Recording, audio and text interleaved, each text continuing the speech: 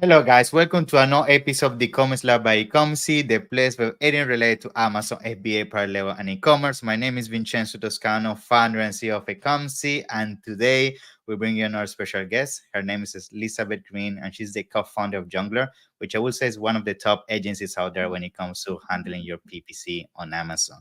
That's why I wanted to bring Elizabeth today, because there is a topic that's been bothering a lot Amazon sellers, which is how do I deal with my PPC when the cost per click is high? Like, what is the strategy? How do I deal with that? And we're gonna be, diving deeper into that. Like, what are some of the things you should be mindful of? And hopefully, that's gonna, give you some insights and some strategies so you can implement them in your Amazon business. So, Elizabeth, welcome to the show. How you doing? Thanks so much for having me. I appreciate it. It's good to be on. Pleasure, pleasure. I think if I don't recall bad, we met in Vegas actually. Yeah, in That is Prosper this right. year. That is Yeah, right. yeah. So we had a good time there. For those that don't know, Prosper is one of the top events when it comes to Amazon sellers. So definitely check it out. But yes, let's start a little bit with you, Elizabeth. I mean, you have such an amazing background in the Amazon space. You're very well known and your company as well. So tell us a little bit about you, your company, and then of course we dive deeper into the topic. Yeah. Yeah, absolutely. So I'm super excited for this topic. It's not an easy one Mm. for sure, but it's one that I know is on all sellers' minds these days. So I'll do my best to shed some light on it. But yeah, the reason why I am somewhat qualified to talk about this topic is yes, we do run an Amazon ad management agency. So we focus on being able to create business centric strategies for founder led brands, established founder led brands. So, again, top of mind for everyone. And when I say business focused ads, I'm probably going to get into that a little bit on this I love it. conversation. I love it. Yeah, I think at the end of the day, when it comes to PPC, it's all about understanding how you tailor that towards your specific business. Yes. Because I'm sure you see this all the time. Sellers think that PPC is a copy paste thing, like the same that work for that brand is gonna work for me. That's definitely not the case, and that's why so many people struggle with PPC. So I'm really curious to hear your takes and your expertise to how to navigate complexities such as having a high cost per click. Now, when it comes to, I would say, dealing with a high cost per click, I think at the end of the day, this is something that I feel where a lot of Amazon sellers also do the mistake is that they didn't consider this in the first place of launching this product. Like Mm, when they do the product yeah. research, they didn't even know what was the cost per click, and that's the fundamental issue. So let's start with that. Like, how you feel Amazon sellers should take in consideration CPC before doing even a launch when it comes to PPC, because that's can make or break your business. Yeah, no, I love that you started there because I am 100% on board with you. What is and honestly, it's not just is it a high CPC? It's what does the search market look like in your particular space? So the thing with Amazon advertising, when we're talking like on platform advertising, is you're not generating demand. That's why we all go to Amazon. That's why we're selling on Amazon because Amazon has done that really, really hard, hard Yeah. work for us with the way that they've built up their platform is they've generated the demand. And so all we're looking to do is simply harness that demand. Well, if you can't generate the demand and you're simply harnessing the demand, then the question then becomes, what is the actual demand for my products? And while a lot of sellers, when they go about doing product research, go about it the right way, right? They're looking at, okay, so what are the competitors doing in my space? If you're doing a really good job, you're saying, what are the gaps in the market? Where's the way that I can differentiate my product? How can I offer something new that's exciting that, still capitalizes on that search market? But I've seen far too many sellers only focus on what are the sales happening for these competitors. Yeah. What they're completely leaving out of the equation, to your point, and an extension of that being cost per click, is what kind of keywords are there for me to be able to rank on? Oftentimes we know our top keyword, but do you know the complete depth of your search market? To be Mhm. honest, I have found the most difficult products to be able to run ads on are the products where there's only one or two keywords that have any sort of search volume. And when I say any sort of search volume, I'm talking about a couple thousand search volume. If you have only one keyword in your space that and this sort of search market is really shaped by customers and shoppers. Amazon's not doing anything. It's what are shoppers actually typing in their search to find products like mine? If you have only one keyword where any volume of search is happening, every single competitor in your market, it's a bloodbath. They're all competing. It's a monopoly. It's a monopoly, essentially. Everybody's fighting there. Yeah. Mm-hmm. Everyone's fighting, and the person who can pay the most wins. And that's a really, really difficult. I mean, are there nuanced ways to do it? Are there, sort of product targeting? Is there other ways? Can we try long tail even if it's only? Yes, right. There's sophisticated, and I will be frank with you, very difficult ways to try and navigate those markets, which we've done and are doing. But it in some ways can feel like an uphill battle. And so if you just went out of your way to, not only just look at the competition, but look at the, sort of search market depth, all of that stuff, have a really good lay of the land, you can say, okay, at least I know I have options going into it. Because to be perfectly frank, there's a lot of sellers who will come to me and they're like, oh, I know it's a really competitive market. But then I take a look at the search volume on like the keyword target options. And I'm like, dude, we could target this. Like there's so much volume in the long tail. Fantastic. We have a ton of things that we could test, almost too many things that we could test. So we have to be selective in those cases.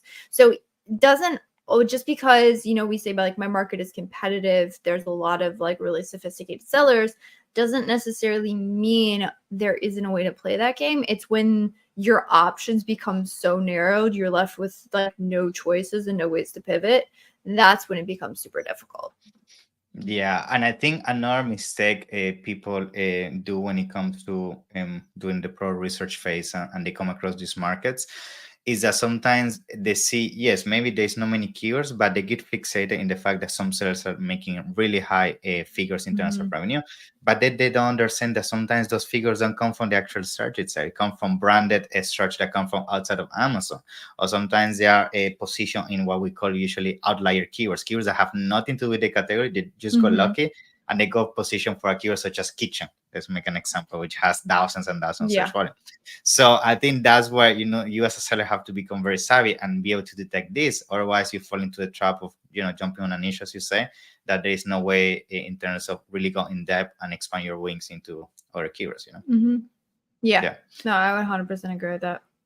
Yeah. Now, when it comes to cost per click, of course, another thing that we have to be mindful of is that is dynamic. Of course, it's based on what the competition is doing, and to some extent, we could say it's seasonal, right? Because during specific seasons of the year, people get more aggressive than others, and therefore, that's where the complexity gets even higher, because that means your P&L has to be to some extent also dynamic to account for these fluctuations. Now, being said that, from a PPC perspective, how you even begin to design a strategy when you know that your CPC fluctuates throughout the year and you need to ensure your margins are kept consistent? Like, do you implement some kind of a dynamic where bids are adjusted based on certain KPIs? What is your take on that?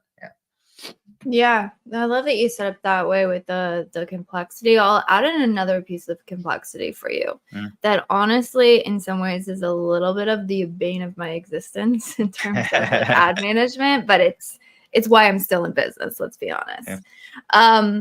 Is the fact that advertising will lead to total sales increases. Those correlations, 100% factual.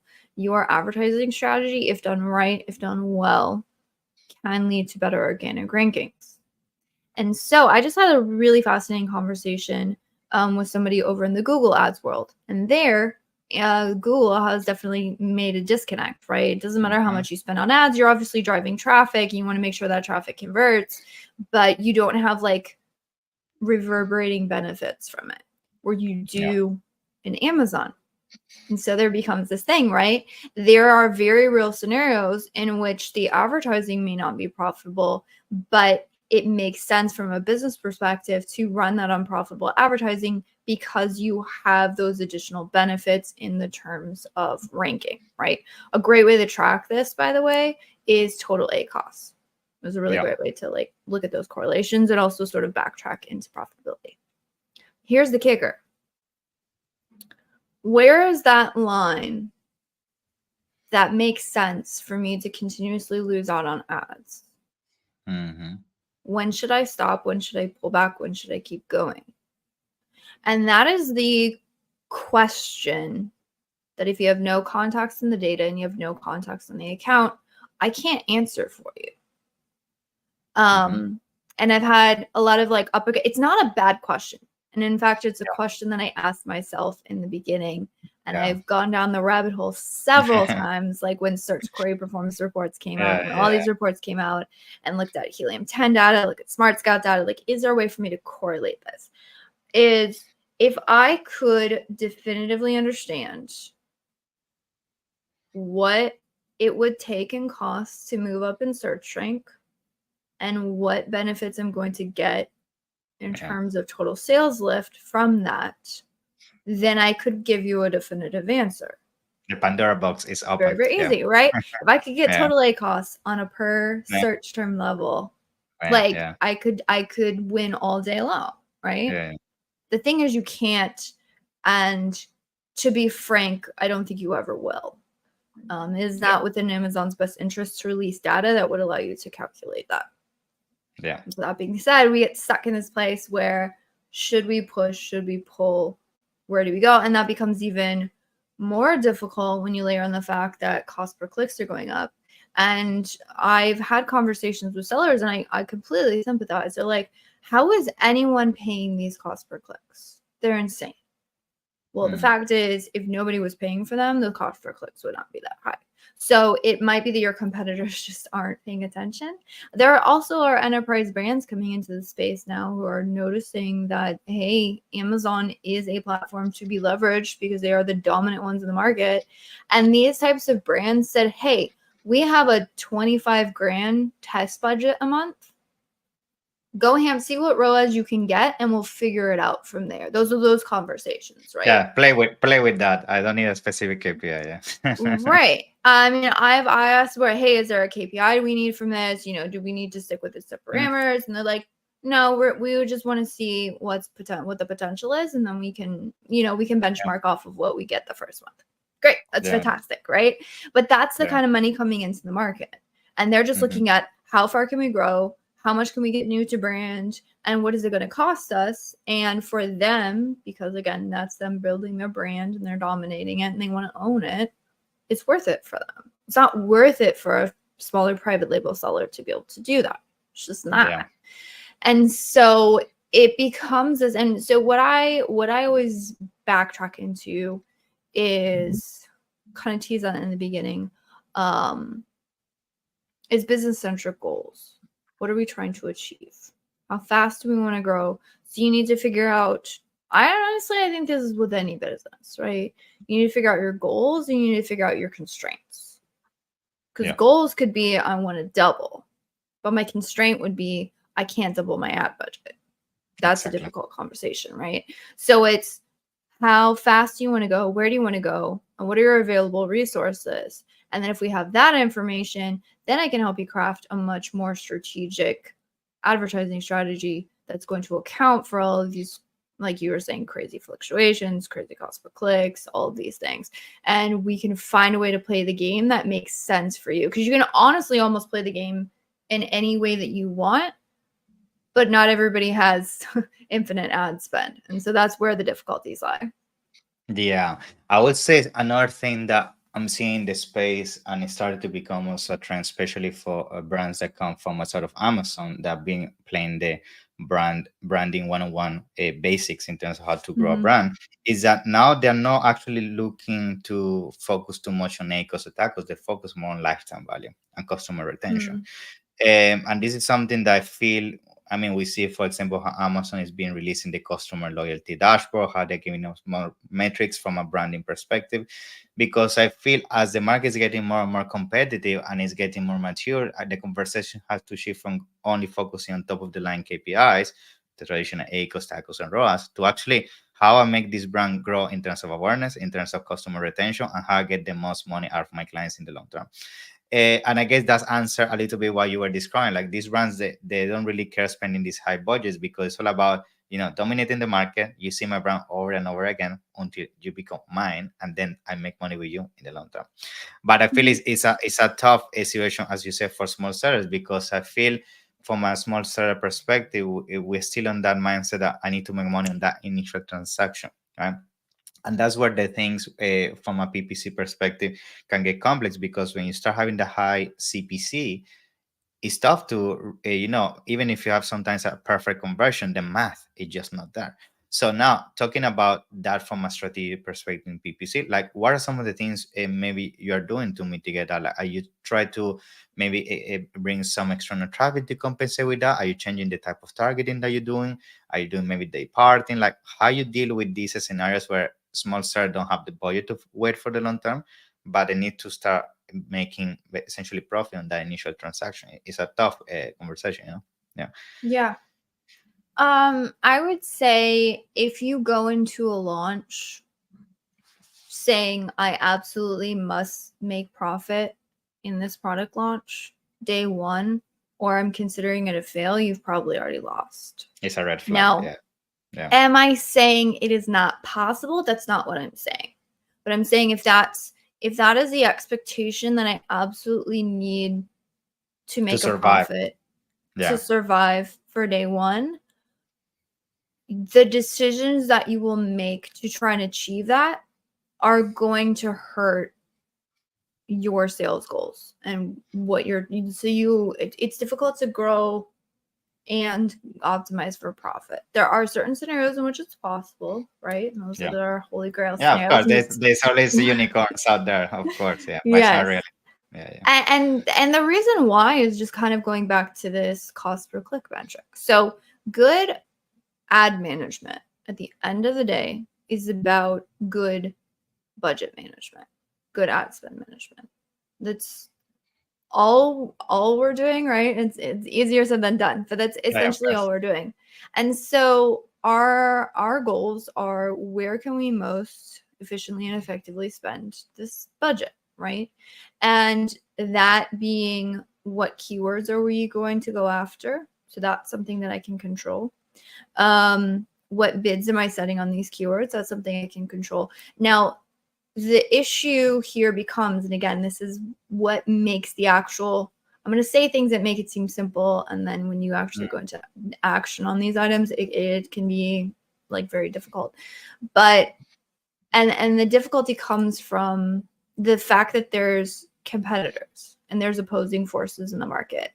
Because I have some really good friends in this space, and I completely agree with the mathematics. A lot of people are talking about a revenue per click model in terms of bid optimizations. Revenue per click model says, given my conversion rates on this target, given my price point, what does my bid need to be to achieve the target A cost that I'm optimizing for? Fantastic. The math is sound, right?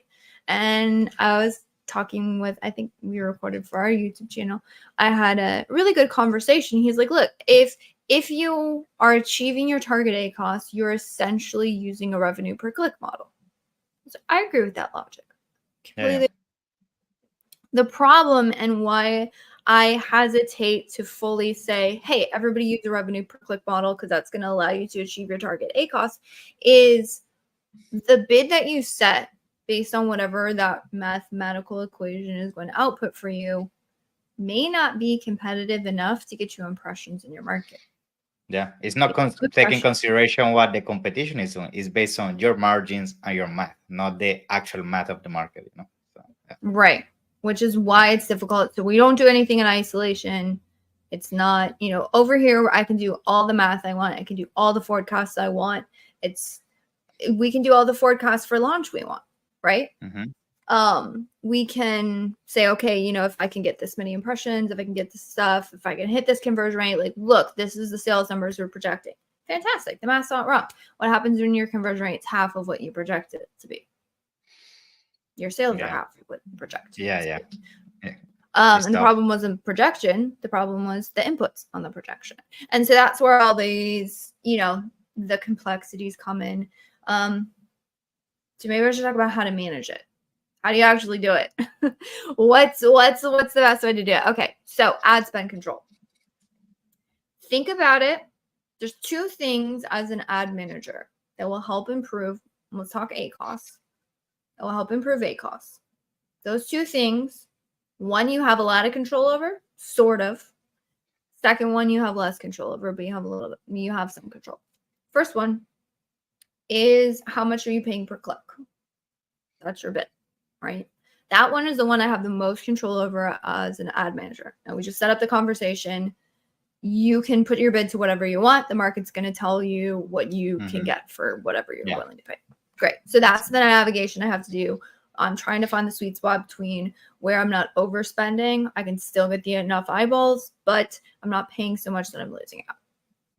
Second thing is your conversion rates. Now, this is mainly listing optimization. So any optimization you could do to the listing, anything you do, price points, coupons, etc., that's going to feed into everything and improve it. But one thing I can do as an ad manager to help improve conversion rates is better targeting of search terms, looking at which search terms are being triggered through my broader targeting campaign, broads, autos, etc. Am I doing things that are not leading to conversions? Can I get rid of those? Maybe I convert better on product pages. So things like optimizing the placement percentages to make sure that I have better conversions. So what this does is cost per click. How much am I paying every single time I get a click? Conversion rate. How many clicks on average am I paying to generate an order? If I can make it take less clicks and I pay less, that's where my numbers get better. And so that's the game that we're constantly playing. But again, we talked about, I'll give you a second, third, more sophisticated way to do this that is more advanced, a little bit more difficult, but I can give you the concept and maybe you can apply it to your account. So you can also think of it as pieces of a whole. So if this is all of my ad spend that I'm spending for this particular product, right? This piece of the ad spend, I might have high A costs. This piece of the ad spend, I have low A costs. If I flip it and I say all of this, I have really high A costs, and only this, I have really low A costs. Well, there's a bigger portion of my ad spend that has high A costs, so my A cost is going to rise overall. You can use that to your advantage. So there will be some targets where you're like, I don't know how I'm going to pay this cost per click. It's insane. And yet when I lower the bid, I gain no impression. So I'm stuck between this rock of a hard place of I can't sustain this, but I need this to grow sales. What do I do? Well, you can leverage budgets here. Now, this is slightly controversial. There's a lot of people in this space like never run out of budget. It's the most terrible thing in the world. You're going to kill yourself. Not if you do it correctly. Because if I say I have no other option except for lower my bid, well, then either I pay, and I must keep budgets uncapped always, bar none, no exceptions. I either have to pay an exorbitant amount of money and have my entire budget go to this keyword that is going to have high A costs because the cost per clicks are high. I can't avoid that. Or I get no impressions and get no sales. Like, I'm stuck. Well, if you have the third option, which is budget control, I can say I recognize that I will have to spend some of my ad budget at a loss. However, I can control how big of a piece of the pie of my ad budget am I willing to spend at a loss. And if the portion of my ad budget that I can allocate to this is smaller than my total sum budget, I can still be profitable on the overall product and the ad spend going to that, all of the ad set, but I'll be unprofitable on the small portion. And that's the game that we've started playing more. And again, where is that line? How much, how little? Like, those are the dials and the knobs that you have to be constantly adjusting. And there's no mathematical equation that's going to tell you you need to go to X. There's no perfect science. It's every day with the flow, dynamically react to it. Yeah. But that's another way to play the game.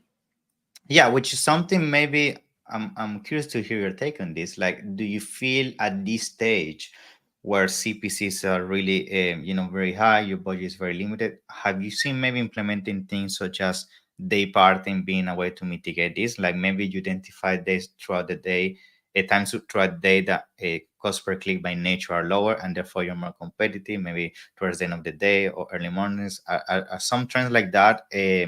Things that you see are helping you to also mitigate that.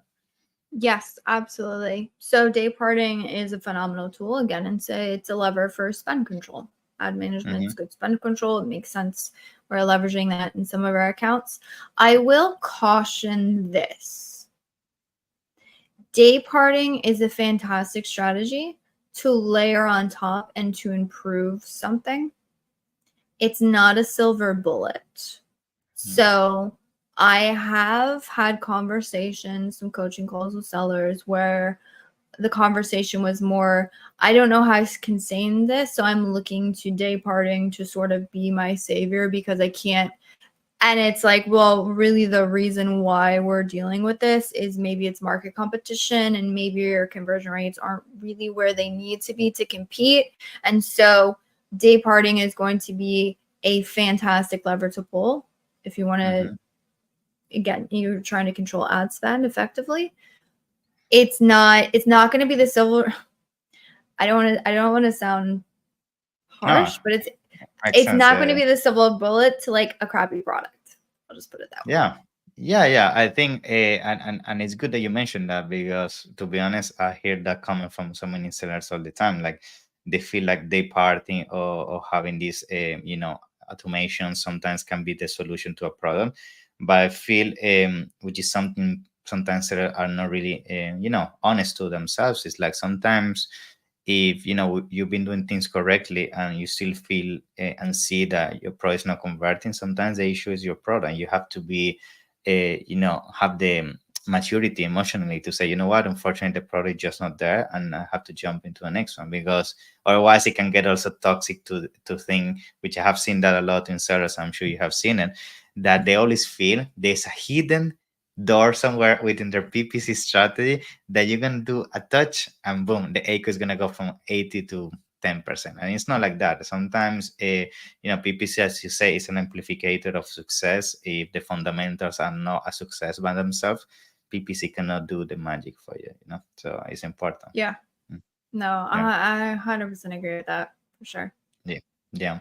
Now, I think to start concluding, another thing I would like to mention about CPC is there is also this phenomenon we have seen that sometimes you're able to achieve lower CPCs for the same target, depending on the history of the campaign and also Yes. depending on the targeting, right? Yes. So I'm sure you have experienced this and a lot of sellers have experienced this. So how, you can explain this to some extent in terms of why you feel that's happening. And on top of that, have you found ways to leverage that? Like maybe you figure out like loopholes. Okay, this keyword and exact is very expensive, but for a reason, when I do it broad, it's more effective. Like, have you seen that as well? Yes, I have. It's one of those, I hate that it happens. Yeah, I know. So like there's a lot of advertisers who will come from say like the Google Ads world or other ones where it's like it makes a lot of sense. Like, you very box, you're like, all right, everything is funneling toward exact match.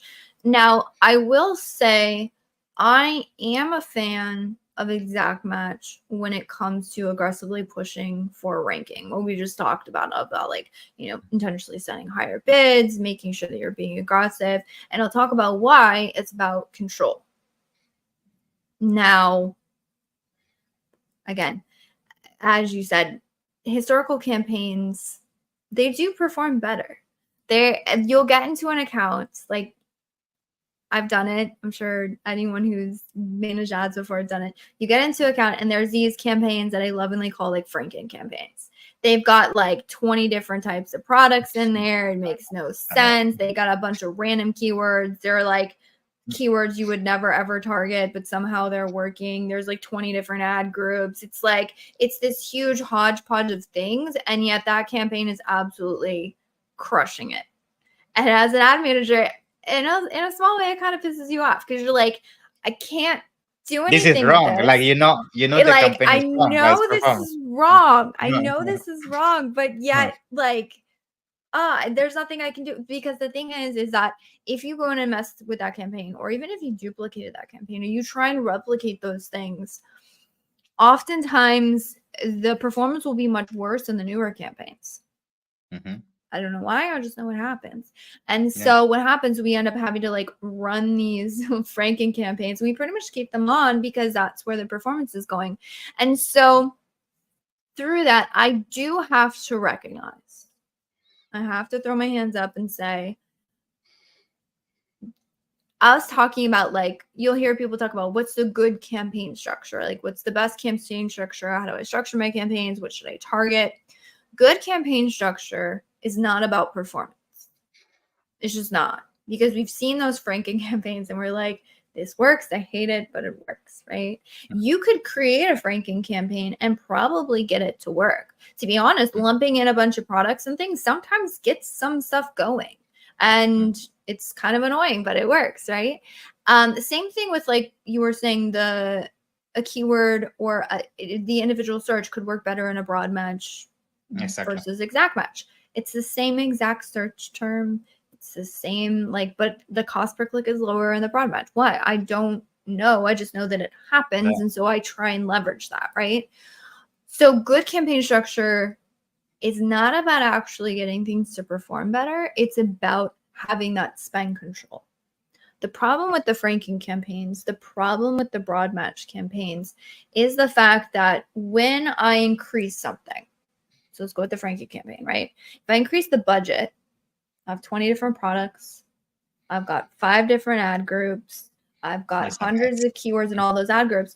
I'm telling Amazon, hey, you can take this ad budget and you can put it anywhere you want. Like, play roulette, anything. play bingo. Play bingo. Anything could pop up. I have no control. I could look at that one product that I know is my hero product and be like, dang, I wish the budget would go here.